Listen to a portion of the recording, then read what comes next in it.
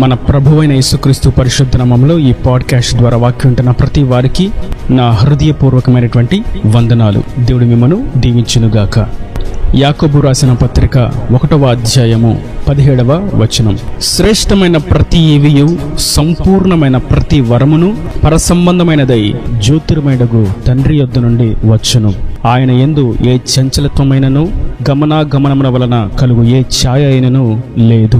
చదివినటువంటి వాక్య భాగంలో ప్రతి మంచి ఈవి, పరిపూర్ణమైన ప్రతి ఉచిత వరము పైనుండే వచ్చును. అనేకమైనటువంటి జ్యోతులకు కర్త అయినటువంటి దేవుడే వీటిని ఇస్తాడు. ఆయన ఏమాత్రం కూడా మార్పు చెందనివాడు.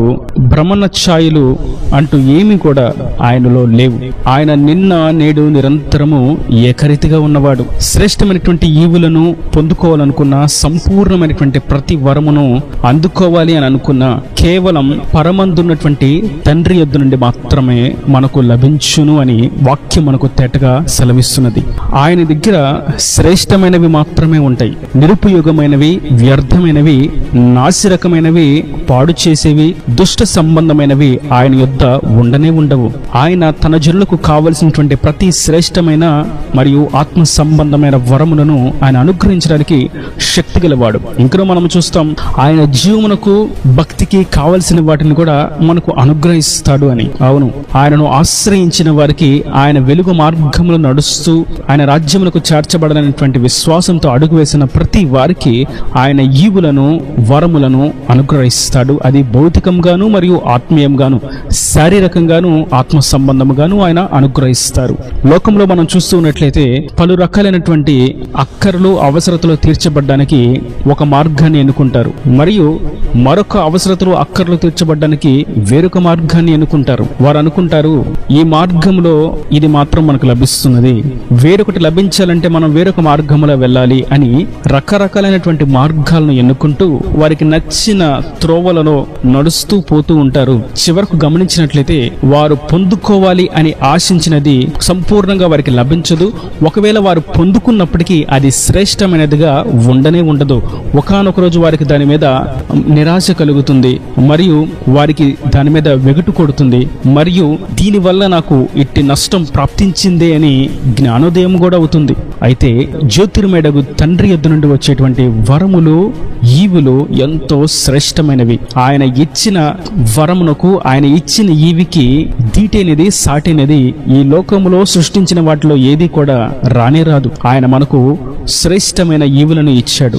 వివేచన, శరీర బలము, చూచుటయు, వినుటయు, ఆలోచించుటయు, స్పందించుటయు, రుచులు, ఇవన్నీ ఆయన ఇచ్చినటువంటి ఈవులే. మరియు ఆయన ఉన్నతమైనటువంటి వరములను కూడా అనుగ్రహించాడు. అది రక్షణ, పరిశుద్ధాత్మ, ఆత్మ వరాలు, ఆయన అనుగ్రహించేటువంటి వరాలు. మనం గమనిస్తున్నట్లయితే హృదయంలో తెలియని బాధ, మనోవేదన ఉన్నప్పుడు వారు ఎన్ని మందులను తీసుకున్నా, ఎంతమంది వైద్యులను సంప్రదించినా వారి యొక్క హృదయము, వారి యొక్క ఆరోగ్యము కుదుటపడదు. కారణం, వారికి కలిగినటువంటి వేదన మనోవేదన, అది శరీర సంబంధమైనది కాదు. దానికి ఎవరిని సంప్రదించినా సరైన సమాధానము, సరైనటువంటి వైద్యము అందదు. అయితే జ్యోతిర్మయుడగు దేవుని యొద్దకు వచ్చినట్లయితే ఆయన శ్రేష్టమైన ప్రతి ఈవిని అనుగ్రహించువాడు. అనారోగ్యమును గురించి ఎంతమందిని సంప్రదించినా ఈ రోగాన్ని కుదుటపరిచేటువంటి వైద్యం మా యొద్ద లేదు, ఇంకా ఎవరు కనిపెట్టలేదు అనేటువంటి మాటలే అనేకమైనటువంటి రోగాలకు సమాధానంగా వస్తూ ఉంటుంది. అయితే ఆయన యొద్దకు వచ్చినట్లయితే ఆయన శ్రేష్టమైన ఈవులను అనుగ్రహించువాడు. ఆయన మంచి ఆరోగ్యమును ప్రసాదించువాడు. హృదయమునకు నెమ్మదిని, మనసుకు శాంతిని, శరీరానికి ఆరోగ్యాన్ని కలుగు చేయవాడు. ఆయన చెయ్యి పట్టి వెన్ను తట్టి సమాధానకరమైనటువంటి మార్గములలో ధైర్యపరిచి నడిపించేవాడు. కారణం ఏదనగా ఆయన జ్యోతిర్మయుడగు తండ్రి. ఆయన ఎవరిని తోసివేయడు, ఎవరిని నెట్టివేయడు, ఎవరిని చీకటిలో నడిపించడు, ఎవరిని విరిచి సమాధిలోకి నెట్టివేయడు. ఆయన నరకములకు త్రోయేవాడు కానే కాదు. ఆయన జ్యోతిర్మయుడగు తండ్రి. ఆయన వెలిగించేవాడు, జీవమునిచ్చేవాడు, ఆరోగ్యాన్నిచ్చేవాడు, సంతోషాన్నిచ్చేవాడు, సమాధానంనిచ్చేవాడు, దీవించువాడు, ఆశీర్వదించువాడు, అడిగిన వాటన్నిటికంటేను, ఊహించిన వాటన్నిటికంటేను అత్యధికంగా చేయ శక్తి కలిగిన వాడు ఆయన జ్యోతిర్మయుడగు తండ్రి.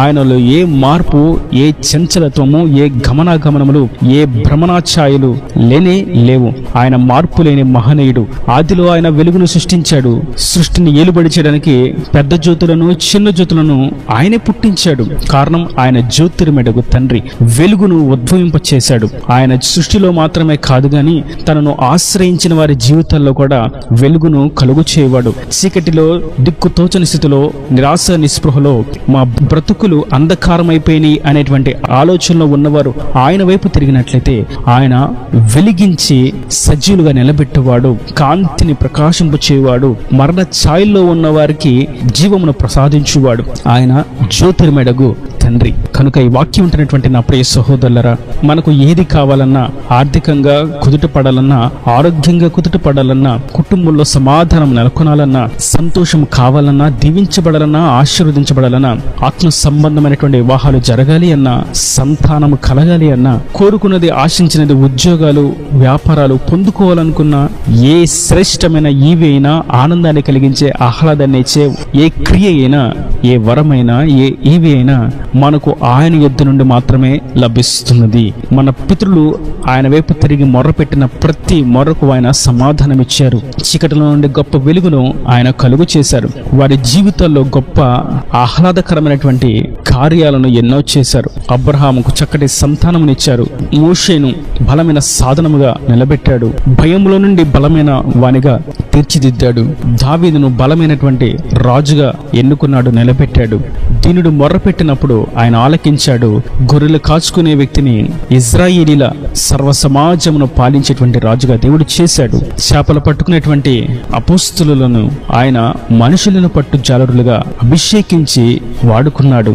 ఆయన తన జనుల కొరకు ఏదైనా చేయగలిగినటువంటి శక్తి కలిగిన వాడు. చేతి పనిలోను ఇచ్చువాడు, ఉద్యోగములను ఇచ్చువాడు, వ్యాపారమును దీవించువాడు, ఏది చేయాలో చక్కటి ఆలోచన ఇచ్చి నడిపించువాడు, ప్రయోజనకరమైనటువంటి ఉపదేశాలను చేయువాడు, ఉపదేశాల చేత ఉజ్జీవింపచేవాడు, ఉత్తేజపరచువాడు, బలమును అనుగ్రహించి నడుమును కట్టి గమ్యమునకు చేర్చువాడు, చెయ్యి పట్టి వెన్ను తట్టి బలపరచువాడు, ప్రోత్సాహపరచువాడు. ఆయన జ్యోతిర్మయుడగు తండ్రి. కనుక జ్యోతిర్మయుడగు తండ్రి యొద్ద నుండే మనకు సమస్తము లభిస్తాయని మనం గుర్తించిన వారమై ఆయన వైపు మాత్రమే మనము తిరిగి ఆయనకు మొర్ర పెడదాం. ఆయన ద్వారానే మనం ఈవులను, వరములను, దీవెనలను, ఆశీర్వాదాలను పొందుకుందాం. అనేకులు ఆయన యొద్ద ఈవులు, వరములు దొరుకుతాయని ఎరుగక సృష్టి వైపు వారి యొక్క దృష్టిని ఉంచి సృష్టిలో ఉన్న వాటిని వేడుకుంటూ ఉంటారు. అది వారికి సహాయాన్ని అందించదు సరికదా, వారిని ఇంకను చీకటిలోకి త్రోసివేయనట్లుగా ఆ అజ్ఞాన దశ చేర్చివేస్తుంది. ప్రభు అంటారు మలకి గ్రంథంలో, నేను యెహోవాను, నేను మార్పు చెందను. ఆయన మార్పు చెందవలసినటువంటి అవసరత లేదు. ఆయన స్థిరంగా ఉండేవాడు. ఆయన యొక్క సుగుణాలలో, ఆయన యొక్క సౌశీల్యతకు ఏది చేర్చవలసినది, తీసివేయవలసినది ఏది కూడా లేనే లేదు. ఆయన శాశ్వత కాలం నుండి శాశ్వత కాలం వరకు ఏకరీతిగా ఉండేవాడు. మారవలసిందల్లా మనమే ఆయన వైపు చూడాలి, మనమే ఆయనను వేడుకోవాలి. ఇప్పటి వరకు మనుషుల వైపు, బ్యాంకుల వైపు, సంస్థల వైపు, బంధువుల వైపు, రక్త సంబంధికుల వైపు, వారి వైపు, వీరి వైపు కనులెత్తి వారి యొద్ద నుండి మనకి ఏదైనా లభిస్తుందేమో అని ఒకవేళ చూసి ఉండుండొచ్చు, ఎదురు చూసి ఉండుండొచ్చు, మొరపెట్టి ఉండుండొచ్చు, ఆలోచిస్తూ ఉండుండొచ్చు. కానీ ఇవన్నీ మనకు జ్యోతిర్మయుడగు తండ్రి యొద్ద నుండి మాత్రమే లభిస్తాయి అన్న సంగతి వాస్తవం. ఆయన ఎప్పుడు కూడా చీకటిలోను, మరణ ఛాయలోను కూర్చుండి వారికి వెలుగునిచ్చుటకై మహావాత్సల్యతను బట్టి పైనుండి అరుణోదయ దర్శనమును అనుగ్రహించేవాడు. ఆయనను గూర్చి మనం చూస్తాం. ఆయన వెలుగు, నిజమైన వెలుగు, ఆయన అనంతమైన వెలుగు, ఆయన మహామహిమతో నిండినవాడు. ఆయన దరి చేరడానికి, ఆయనను కనులారా చూడడానికి మన యొక్క శక్తి సరిపోదు అని మనం అనేకమైనటువంటి లేఖనాలను గమనిస్తూ ఉంటాం. అయితే ఆయన యొక్క వెలుగంతా మనలో ఉన్నటువంటి చీకటిని పారద్రోలడానికి, మరణ ఛాయలలో దిక్కు తోచని స్థితిలో చీకటిలో కూర్చున్న, నిలిచిన, కట్టబడిన, బంధించబడిన మనకు ఆయన అరుణోదయ దర్శనమును అనుగ్రహించి చీకటిని పారద్రోలి సంపూర్ణమైన వెలుగును ఇచ్చి సంతోషింపచేవాడు, స్వేచ్ఛను కలుగు చేయవాడు, స్థితిగతులను మార్చి ఆనంద ఆహ్లాద విడుదల కలుగు చేసి హృదయము తెప్పరిల్లినట్లుగా చేయువాడు ఆయన జ్యోతిర్మయుడగు తండ్రి. కనుక ఆయన వైపు తిరుగుదాం. ఆయన ద్వారానే శ్రేష్టమైనటువంటి ఈవులను, సంపూర్ణమైనటువంటి వరములను, దీవెనలను, ఆశీర్వాదాలను పొందుకునే సాక్షులుగా జీవిస్తాం. ఈ నా దేవుని మాటల ప్రతి వాని హృదయంలో నీరుకట్టి ఫలింపు చేయను గాక. ఆమేన్. God bless you. తలల వంచి కనులు మూసినట్లయితే మీ కొరకు చిన్న ప్రార్థన. ప్రేమ స్వరూపీకరణ కటాక్షంగా తండ్రి నా ప్రభువా, వాక్యాన్ని ప్రతి వారిని మీరు నిండాలుగా దీవించండి, ఆశీర్వదించండి. శ్రేష్టమైనటువంటి ప్రతి ఈవియు, సంపూర్ణమైనటువంటి ప్రతి వరమును అనుగ్రహించే దేవుడిగా, జ్యోతిర్మయుడగు తండ్రిగా మీరు ప్రత్యక్షమైనందుకు నీకు వందనాలు. ఈ వాక్యాన్ని ప్రతి వారిని మరణ ఛాయలలోనూ చీకటిలోనూ బంధించబడి స్థితిగతులు మార్చబడలేక దిక్కుతోచని నిరాశ నిస్పృహ స్థితిలో ఉన్న ప్రతి బిడ్డను మీరు అరుణోదయ దర్శనమును అనుగ్రహించి వెలుగును ప్రకాశింపచేసి వారిని విడిపించండి. ఇంకా వారి ప్రతి అవసరతను అక్కరుని మహిమశలో తీర్చి కార్యాలను సఫలపరిచి అక్కడ రాజ్యాన్ని సిద్ధపరచమని యేసు పరిశుద్ధ నామమున ప్రార్థించి వేడుకుంటున్నాను తండ్రి. ఆమేన్. ఆమేన్.